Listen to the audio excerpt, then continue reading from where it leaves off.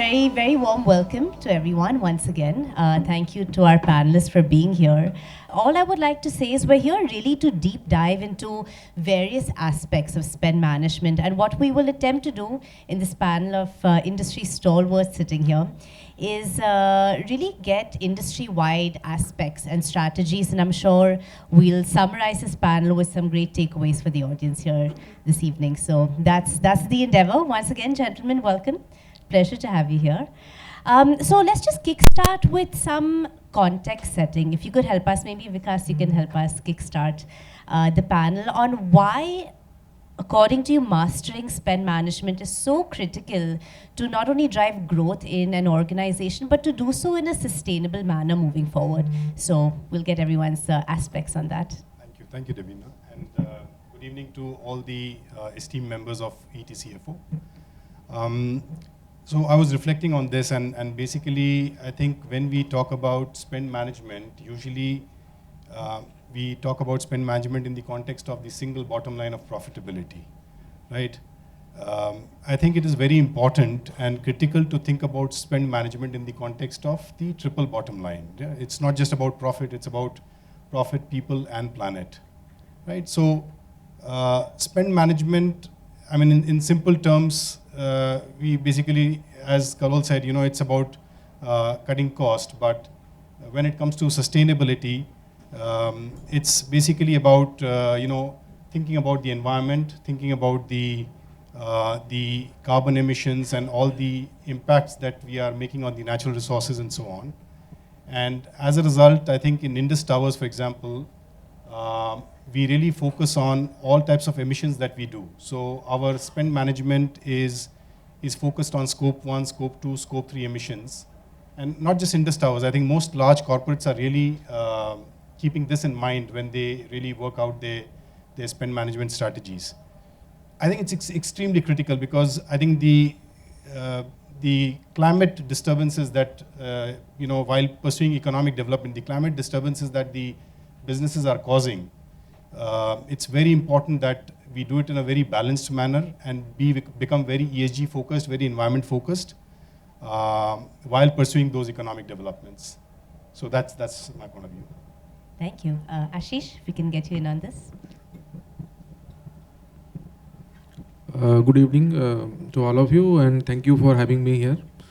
So I think for me, actually, it's a more of course, the ESG angle is there, but also kind of a wastage which we have to reduce, and then there can be further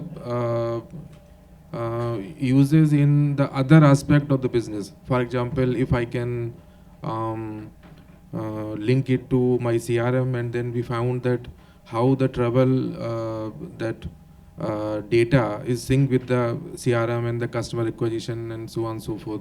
So this is this can give us some kind of useful insight. Then there is another aspect of compliance as well. So for example, right now we know that there is a LRS TCS provision is there, and then if you spend from the credit card, and then on an individual basis you will get to have that TCS with you. So it means that even for a foreign travel, the company has to kind of pay directly to the service provider. So all these aspects are there, and I think there is also an aspect of the data management in terms of cost analytics. So for example, let's say if I can figure out what is the density in a particular city, so I can go and find out if we need to have some kind of firm contract with the hotels, or there can be a guest house facility over there. So there is also a part of cost analysis. So I think there are various facets to it. It's not only just one facet. It's up to CFO to find out where we can get the benefit out of it. Absolutely. Thank you for that context setting. Abhay, same question. Love to get your perspective on really what makes spend management so critical when it comes to sustainable business growth. Firstly, thank you for having me. It's an absolute pleasure. To me, spend management is just the flip side of very, very prudent capital allocation, right? I think we've covered it in various shapes and forms, cut waste, not cost. In more contemporary terms, I use, please distinguish between investment and burn, right? But it's just good sense to allocate your resources where you get the maximum ROI. That's the first point.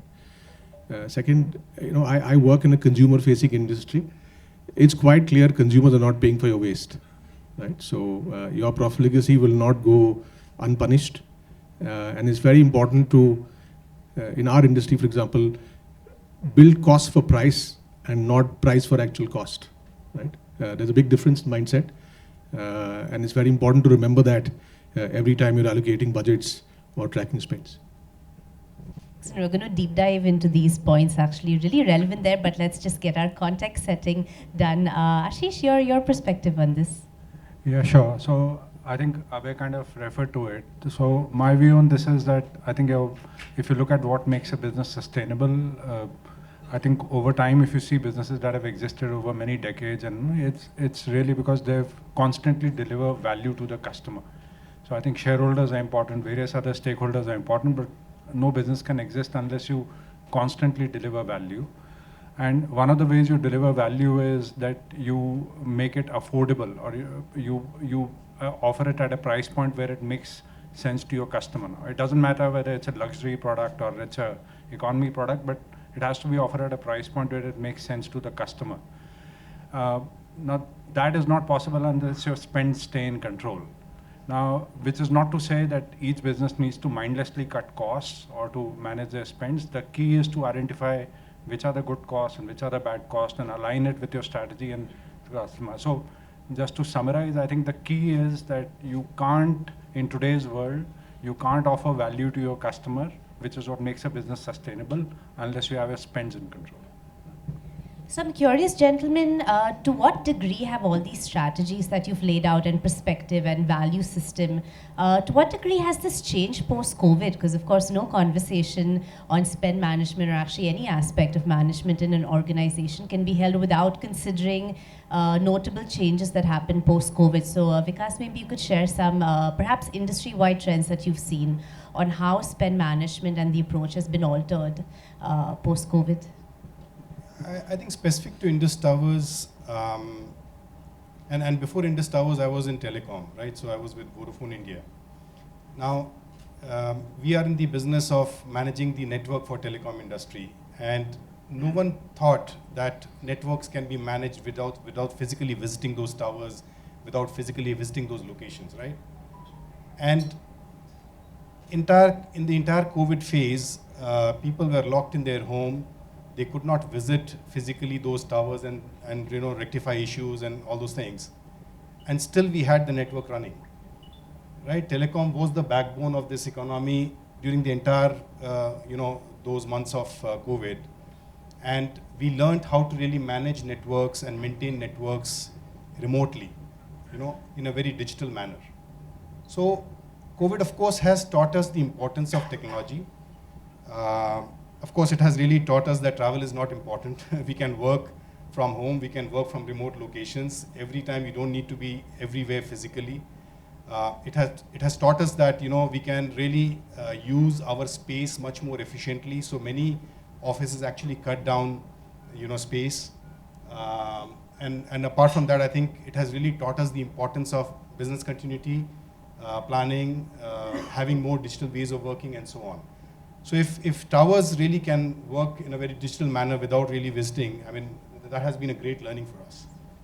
Lifelong changes, actually, that you'll carry on. Ashish, anything you could share about TCI? Yeah, so basically I come from a logistics and supply chain background. My almost entire experience is in the logistics.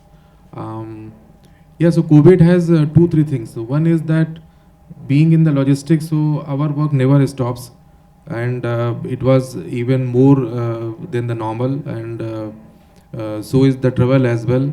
But while the travel was there, there is some alternative options. So I saw some changes that the people now, they are also willing to travel by road as well, even to distances which is 1500 kilometer or 2000 kilometers.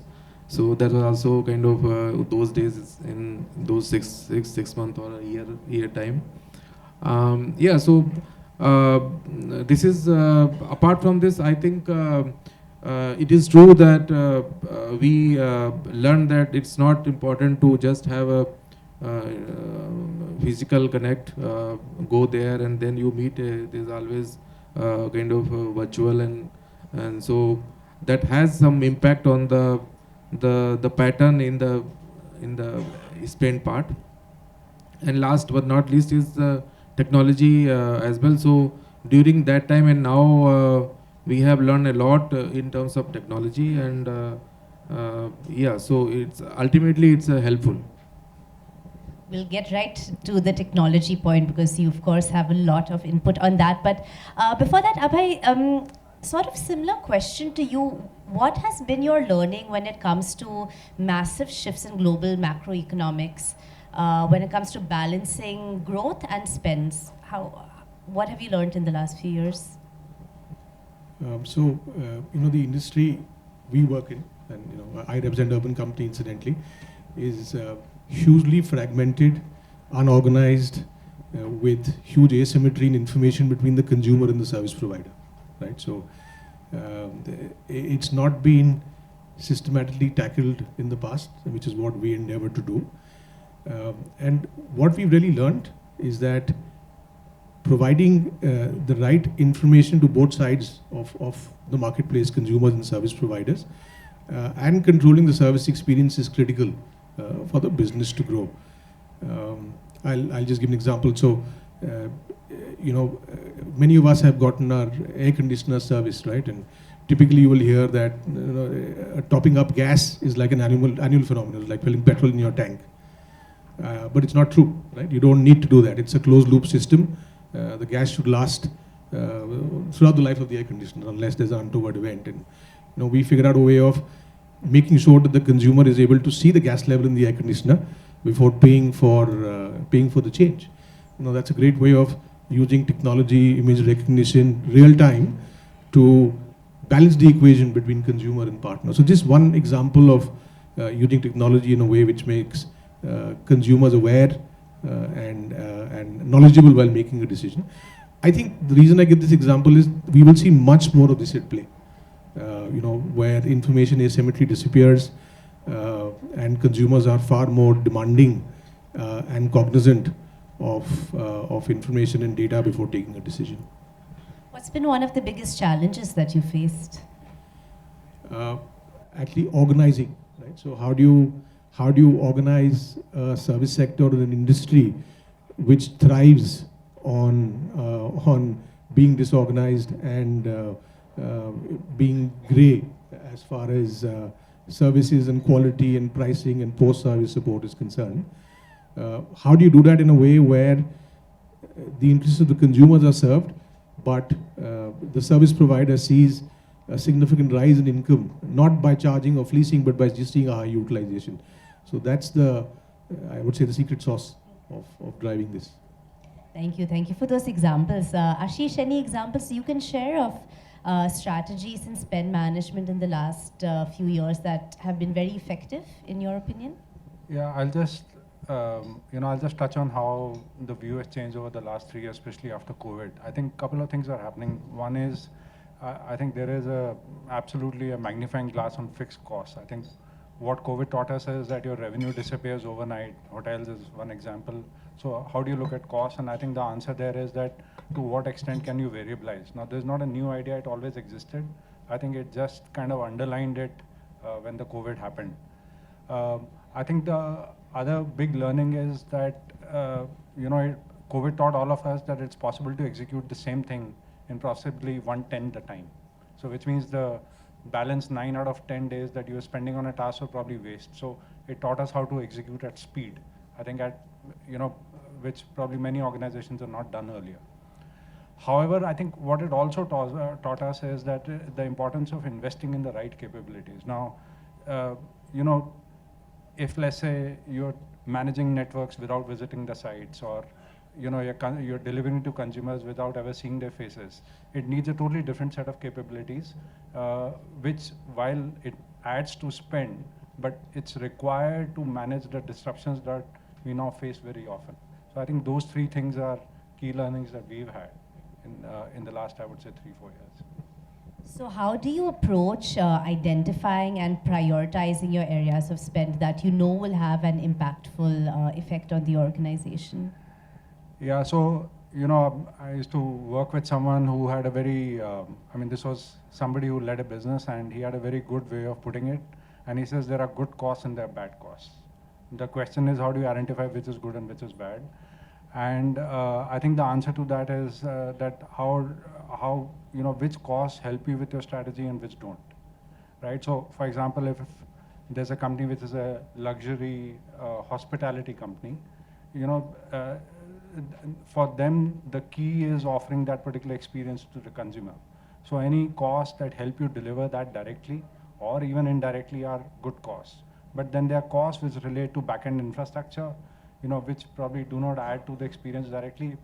I would sort of hazard and say they are not so great costs, right? So I think the key is the extent to which finance function, you know, marries its understanding of numbers with that of what aids the strategy and what doesn't.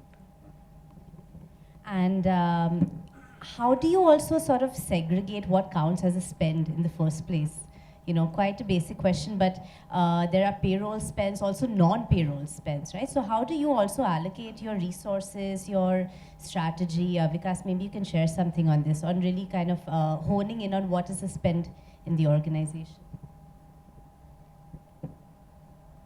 I think, I mean, how do we allocate spends? I mean, of course, goes back to, again, the basics. I mean, there is a very bottoms of working that we do in terms of what we want to achieve. Of course, the first allocation goes towards growth, and then we need to sort of what we call as run costs. You know, we need to sort of maintain the business, so that's the next phase of allocation that happens. So sorry, I mean, is that yeah? Getting a perspective on how you identify the various areas of spend. Of course, now everyone will have something to share on the role of technology. So let's kind of take this forward as well. What role has technology had in optimizing, helping you optimize spend management? And what's the future? How do you see your organization moving forward in the coming years? Vikas?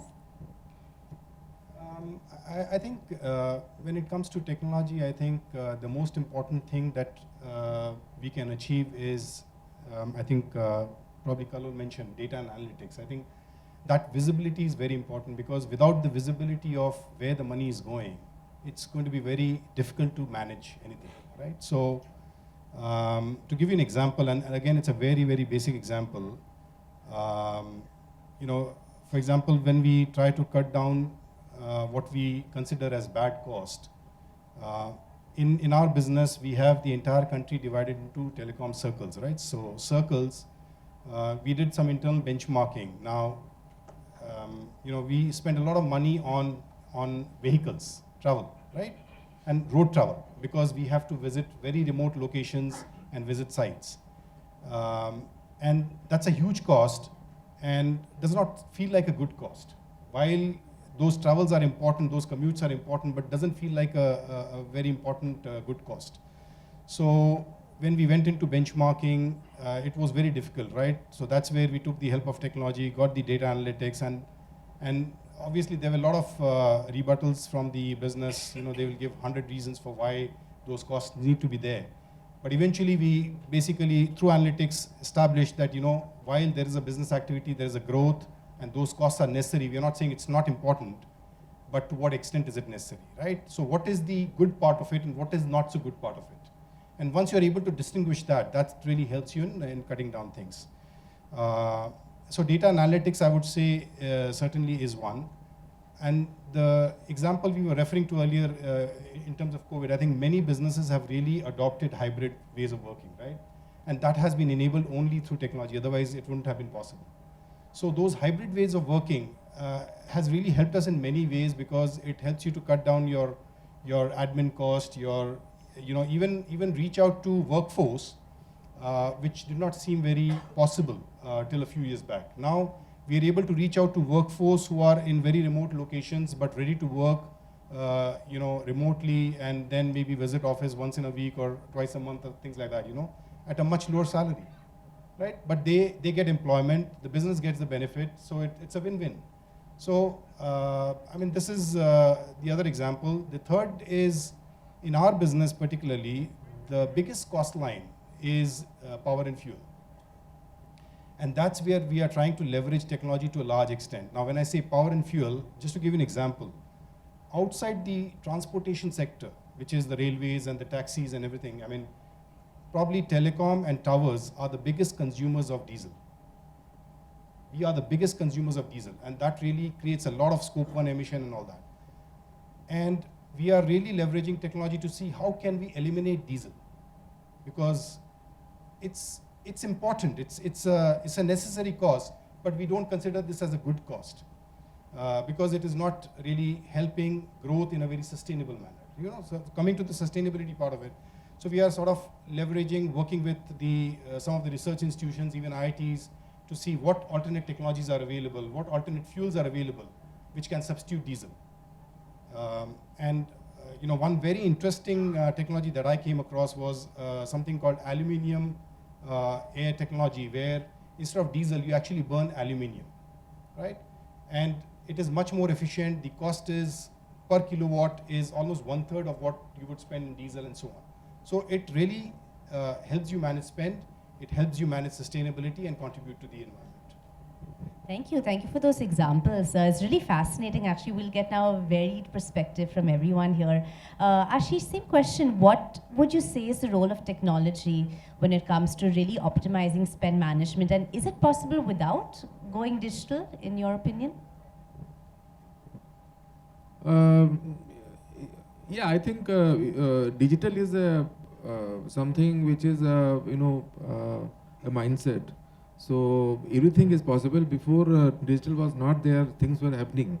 So in our career itself, we would have seen that how we would have been doing the book closing some 25 years back, and now how it is happening. So I think digital is the today's need, and I would take from the earlier discussion is that it's not only helping you in spend management, it's also helping you in entire cost structure, in all the direct, indirect, everything you would find. So for example, for us as a supply chain company, power is the biggest cost. In fact, it is diesel and fuel, and we could figure out the best technologies which where we can save diesel as well and reduce the emission as well, and also save the cost. So for example, so we have some own fleets as well, close to 1,500, and then some 10,000 placements we do at a point of time. So there we have a kind of technology where we can use it to gauge how is the let's say kilometer per liter is coming, and then on the top of it we have a tracking system. It's again coming to the data, and then we have some kind of AI which actually gives us the data from the FASTag, right? So, and few more. So all of this actually we could find out where is the vehicle, how much kilometer is there, what is the rate of diesel consumption, and so on and so forth. So from there actually we could find out I think some 5-10% savings, not only in the cost and also in the diesel that emission as well. So just to give you an idea about it, 1 ton kilometer on the road, actually there is an emission of 40 grams. And if you do by road rail, it would be some 9 grams. So this is how the difference is.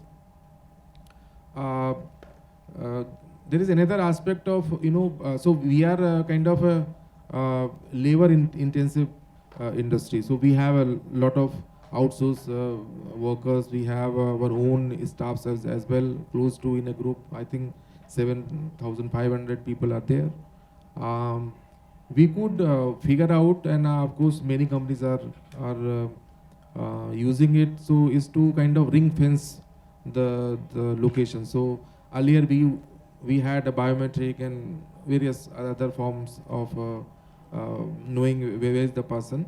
So this time we could figure out that fencing and that geofencing of, and basis the latitude and longitude things. So again, it's it helps us to kind of look at the payroll cost as well. There are so many examples. So in nutshell, basically the COVID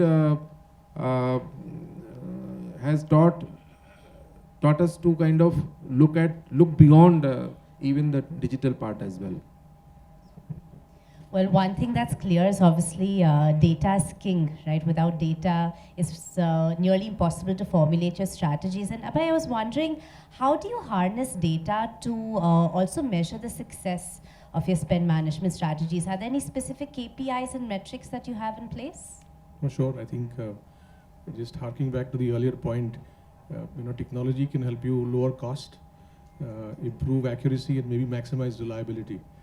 And underlying all of that is, visibility on cost. So where is the cost lying? Which costs are lurking, which are really variable costs, but are actually fixed in nature? And people spoke about COVID, but I think many P&Ls were laid bare at that time, where it was very clear these are costs which you thought were variable are actually fixed, and they're not changing in a hurry. There are many metrics, which we look at. Maybe I'll give some typical examples and then delve into an example from our business. So for me, one great example is working and non-working costs, and people have referred to it in different ways. But when we look at media, for example, there is the cost of deploying media and there's the cost of creating content to deploy. Now, how do you deploy? How do you make sure that your money is spent on deployment, which is consumer facing, and you sweat your content to the maximum extent possible versus creating fresh content again and again? So, that's one great metric we measure, which is non-working media as a percentage of spends. I think the other one is really looking at the full value chain, right? So you are a customer for many suppliers and a service provider for many customers, and really seeing that of every rupee the consumer spends, where is the cost going, right? So who's taking how much away from the value chain, and who's keeping how much is fairly illuminating. It's very clear where then you decide where to focus your energies versus doing marginal stuff. I think one great example we learned was one of the things we do at scale is train people. So, thousands of people pass out of our training centers every month. And for the longest time, it was impossible to understand how good that utilization was. So if you have fixed costs like rentals, you have fixed costs like trainers, very hard to figure out whether a trainer's time was being well utilized, whether the space was being well utilized. And it took us time, but we finally arrived at a solution where right from booking a room, right? You cannot book a room till your onboarding plans tie in with your business numbers. The room is then made available. You have to digitally scan your entry into the room every day, so I know exactly whether training batch size is optimal. And we then look at that helped, in unanticipated ways as well. So very clearly, once we got trainers and individuals mapped, I could see the efficacy of the individual provider to the trainer and seeing whether he's doing a great job. So, investing in technology often yields side benefits which you haven't thought of earlier. Yeah. Thank you for sharing that. Sheesh? Yeah, it's mostly what Abhay said. I think, what digital, we are talking data in the concept of digital. What it does is that it allows you to measure things so granularly. This is a great example in terms of how do you even measure a trainer's productivity. you know. So if you have everything tracked and mapped to each other over the life cycle, makes it so easy. I think the other and probably the next dimension is that with this data, the technology also brings the capability to sort of in the background, deriving trends from that data without really, I mean, as the size of data explodes, it's difficult to find the number of people, while the technology just does it in the background and raises an alarm every time there's a need to look at it. So I think it's both. I mean, see, unless you measure, you can't improve anything. So data allows us to do that. And I think we are already at a next step where the analytics can be automated, which I think is a hugely exciting area. What I also wanted to ask you was how, going back a little bit, when we talk about spend management, of course, a big aspect of this is cost reduction, right? Cost control. How do you gentlemen keep a balance between cost control and reduction and still ensuring value offered through the organization? Yeah, I think that's a great question. So, I think there has to be, you can only derive balance provided you're clear in terms of what I'd said earlier on what is aiding the mission that the organization is on and what is not, right? Even after having answered that, I think there is a second cut that is needed because, I mean, let's say you come out with a list of 200 items, there is no way you can drive all of them, right? So you have to prioritize in terms of, either in terms of the value that they deliver, in terms of the dollar savings, or in terms of how closely they help you deliver the mission. So, I mean, I've seen one great cost initiatives run where, again, a very large organization, very operational, something like the towers business, where you had cost spread out right in the field, right? So, theoretically, it was possible to cut costs at various, but I think what they did very successfully was that they identified maybe 20, 30 areas using a filter of what is the minimum value that they could deliver. And then they really went hard after it, right? So like anywhere else, I think it's the focus and it's understanding of what is adding value and what's not. Yeah, and going back to that, because how do you ensure that spend management overall aligns with sustainability of growth of the organization? You started with some great context setting for us on understanding sustainability, but how do you really ensure alignment between the two? I think what we've started doing is basically, looking at our spends in the context of sustainability in terms of, sort of integrating spends with some of the sustainability KPIs that we monitor, right? So in terms of GHG emission or waste reduction, or when it comes to, let's say, some of the social initiatives that we have in terms of diversity and so on. So we have started linking spends with what KPI does it impact. So I while reflecting on the points that were being discussed, I think I'll take an example here. We use a lot of batteries, right? Now, battery technology is also evolving, very rapidly. And today we have batteries which probably have a very high upfront cost. So the moment you switch to a high cost new technology battery, it may feel like you're not really saving, you're actually spending more. So it doesn't feel like spend management. But it ends up creating more value. And in terms of our sustainability KPIs, it ends up showing better KPIs because the carbon emission is less, the wastage levels are less, and so on. So that's how we have started classifying our spends and linking our spends or integrating our spends with sustainability KPIs. Thank you. Very relatable example there. Ashish? Yeah, I think today it's not only the cost but also the ESG part as well, and it's rightly pointed out that all the cost element has to have some linkage with the ESG KPIs as well, and every company, especially the logistics, we are the net polluter of this economy, and we are conscious of this fact, and having that conscious in place, we are working as a company. All the cost elements, they have some KPIs, especially on the E part. We are working with various startups in battery technology or the alternative fuel, hydrogen technologies, or so on and so forth, battery chemistries, wherein there is some kind of a sustainability element is there. So yeah, so there are various things are there. On employee part, yes, now every hunch to kind of a cost saving. We always now go back and look at the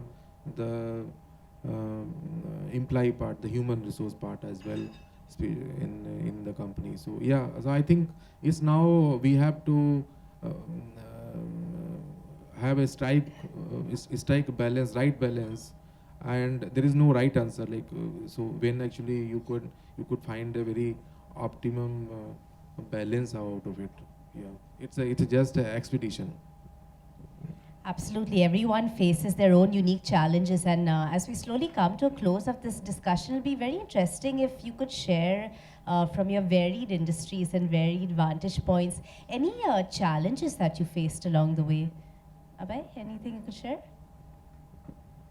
Sure. I think the biggest challenge, which is the day job for any CFO, is figuring out what is waste and what is not, right? From the perspective of the business person or the project leader, his or her deliverable and idea is next best thing to sliced bread, right? And how do you make sure that using your experience, using analytics, using your understanding of the opportunity. So it's very important that finance professionals don't separate themselves from the business too much, and have skin in the game and a clear understanding of any potential opportunities and the size of prize, etc. Before agreeing to investments, and that's what we do on a daily basis. Yeah. Thank you. Ashish, like to share something? Yeah, I think just going back to the ESG discussion earlier, I think that poses a huge challenge. So I'll give you an example from my current organization. So, we offer rice. Rice is a staple across the country. Now, in the category of rice that we offer, the total package consumption is 1/4 the total consumption. So the 75% of rice in that particular variety is consumed loose. So we are constantly competing with unorganized players, where one of the key levers is cost. Right now, so when you're at a point where it's already you're already kind of outpriced for the majority of the customers, and you then want to drive an ESG agenda, it's very difficult. I think there are very few areas which will deliver an ROI both on the investment as well as on the ESG. So I think, however, I think finance function can play a huge role here, because this is what I would call a good cost. So I think the key is that how can you enable the organization to make some of these investments while in parallel identifying opportunities to drive savings earlier. I think that's the balance that a lot of finance heads can drive, which is otherwise the whole ESG agenda tends to get diluted in many companies. Well, gentlemen, thank you. We've covered such a wide array of subjects. We'll open the floor for a couple of questions. But before that, if you could quickly, if it's possible, to summarize maybe a key takeaway for all our members here this evening on one essential step or strategy that you would suggest to organizations to really enhance their spend management strategy to enable organizations for sustainable growth. One key takeaway. Vikas? I think one key takeaway for me would be, Could you use the mic, please? Thank you. The most important takeaway for me is basically creating that visibility, because you can influence what you can really see and track. And in many companies, the cost hierarchies or the classifications, etc., are not very transparent. And it's really a struggle to understand, one does understand the large items, but it's really difficult to understand the tail spends, the various, nuances. As they say, if you can really manage the pennies, the pounds can take care of themselves, right? So So it's very important to understand those pennies, and for that you need that sort of a data structure, that sort of a accounting and cost structure and visibility. Thank you. Ashish? Yeah, so I think the key takeaway is something which I will say it's not so every analysis is not the final one, right? Every time you do analysis, there will be something which you find new. So it's all expedition, as I again repeat, and all data analytics or visibility or transparency, or you have new sources to collaborate the data. I think the collaboration is also very important. Yeah. Thank you. Abhay? I actually echo Vikas's point. So clear, well-presented data drives insight. So it's super important to have the right tools and the right costs and accounting hierarchies to present data in a coherent way. Otherwise, it's very difficult to separate signal from the noise. All right, ladies and gentlemen, thank you so much. I'm sure you have a lot more questions. Maybe we can carry this on over dinner and networking. But in the interest of time, gentlemen, thank you so much for all your insights. It's been a fantastic panel this evening. Our audience, I'm sure, would love to talk a little bit more to you. So yeah, maybe once it's over, please don't leave the stage. I think we have a few tokens of appreciation for all of you.